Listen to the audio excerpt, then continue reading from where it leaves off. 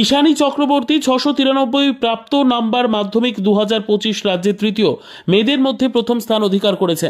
খুবই গর্বিত হয়েছি যে কতুপুরের নামকে এতজনের সামনে তুলে ধরতে পেরেছি, আমার বিদ্যালয়ের নামকে এতজনের সামনে তুলে ধরতে পেরেছি।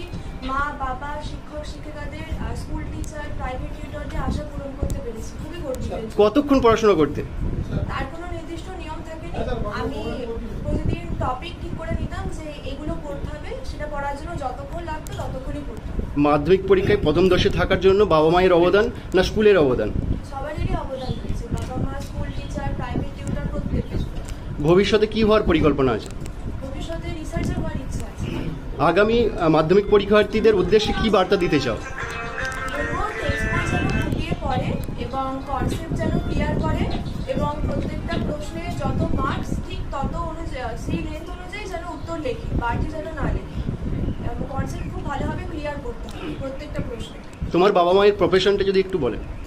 আমার বাবা স্কুল টিচার ছিলেন এবং মাও হচ্ছে স্কুল টিচার।